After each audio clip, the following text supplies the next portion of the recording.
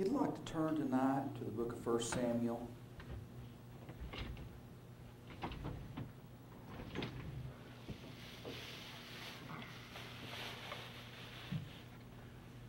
Chapter 17. And Saul called the men of Israel. And Saul and the men of Israel were gathered together and pitched by the valley of Elah, and set the battle in array against the Philistines. And the Philistines stood on a mountain on one side, and Israel stood on a mountain on the other side.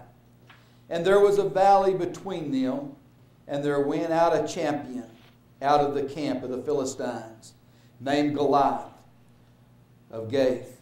His height was 6 cubits and a span, and he had an helmet of brass upon his head, and he was armed with a coat of mail. And the weight of the coat was 5,000 shekels of brass. And he had great greaves of brass upon his legs, and a target of brass between his shoulders. And the staff of his spear was like a weaver's beam, and his spearhead weighed 600 shekels of iron. And one bearing a shield went before him, and he stood and cried to the armies of Israel, and said unto them, Why are you come out to set your battle in array? Am not I a Philistine, and your servants to Saul? Choose you a man for me, and let him come down to me. And if he be able to fight with me, and to kill me, then we will be your servants. But if I prevail against him and kill him, then ye shall be our servants and serve us. And the Philistine said, I defy the armies of Israel this day. Give me a man that we might fight together. Give me a man that we might fight together. I'd like to title this sermon tonight, Give Me a Man. Give me a man. Praise God. This is a story that we've learned from the time that we were children. When we were young. This is probably among some of the first Bible stories that we learned when we were children. Growing up, we've heard the story of David and Goliath. I was reading, and I can't remember how many pounds, but it was unbelievable the amount of weight that the armor that this man Goliath had upon him. It was over a couple of 100 pounds worth of metal that he carried around.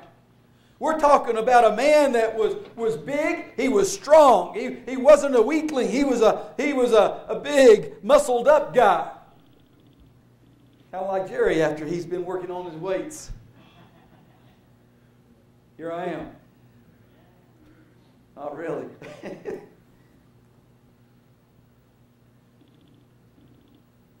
And as David went out that day, he had been keeping the sheep. And I've talked upon this before, but I can imagine that inside the heart of David, as he went out to see the battle, he was all intent and all excited. A little boy, he watches a war movie on TV, and first thing he wants to do, he wants an army gun, and he wants an army helmet, and he's ready to go out and play army man. That's just something in a little boy that we like to feel like we're real tough, and we like to take and feel like we can just take on the world. And David was probably just like any other little boy. Except for the fact that David didn't know what a gun was. They hadn't been invented yet. But he knew what a spear was. He knew what a bow and arrow was. He had thrown rocks before. He had used a sling before, and he was quite good at a sling. In fact, I've made mention before that I've read in Jewish history that the mothers, oftentimes preachers preach about David going out and with his little sling, and they make it sound like if it just wasn't for the grace of God, that rock would have never reached its mark. Because David was just a little boy and just a little slingshot. But them slings were quite long, and you can begin to read up on them, and the speed of that rock leaving that sling as they begin to sling it around is magnified, and it's going a lot faster than what you can throw it, I can assure you. I don't know what the speed of it is, but it's moving along pretty good. And second of all, the mothers of that day would take their children outside, and they would run off and up on a post away from a little ways out. They would set upon the post. They'd set an object for their little boy to hit with their slingshot. And she would go back in to the house, and she would tell their little son that, son, I'm going to go in and cook dinner.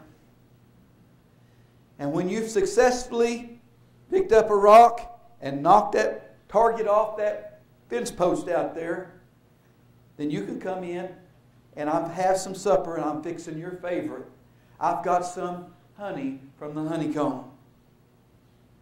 This is like telling kids today, we're going to go get ice cream. We're going to go get ice cream. Your favorite is sitting there, son, and whenever you knock that off, then you can come in.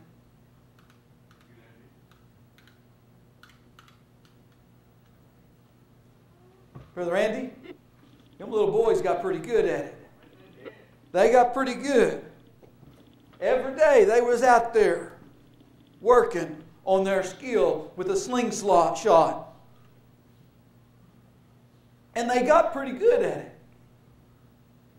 And so, as David went out to see the battle, he had been keeping the sheep. He packed him up a little lunch, and he headed out to the battlefield. His brothers had been out there all day, and his father told him, said, son, you need to take a lunch to your brothers, because they've been on the battlefield all day. And I'm sure that they have worked up an appetite today in the battle against the Philistines. And so as David headed out to the battlefield, there was an expectation within David. And there was something there that he was expecting to see, a battle taking place. And he thought, man, I'm going to get to see our old boys beat up on the Philistines. I wonder how many they've killed already. And as David went out into the battlefield that day, the sight that he seen that day, I'm sure, was sorely disappointing.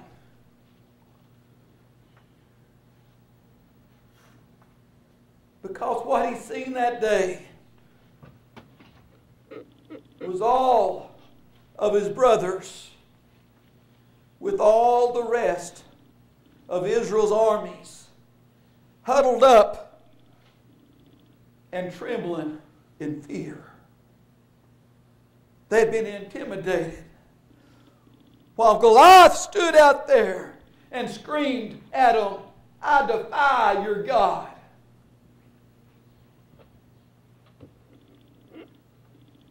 Trying to agitate somebody enough that they would come forth.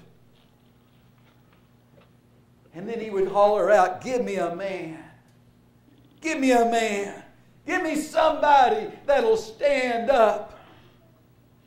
Give me somebody that will stand true. Somebody that's not afraid to fight for your God. So I begin to read about David and Goliath today. We know the story of how David went out with his little slingshot. And I'm sure Goliath, as David come out, began to laugh and said, you send a boy out to do a man's job. I'm sure that he began to poke fun of what was coming out on the battlefield that day. But as I began to think about it, I began to wonder what in the world would have been different about that day if everyone in the Israeli army that day had had the courage to stand up like David did.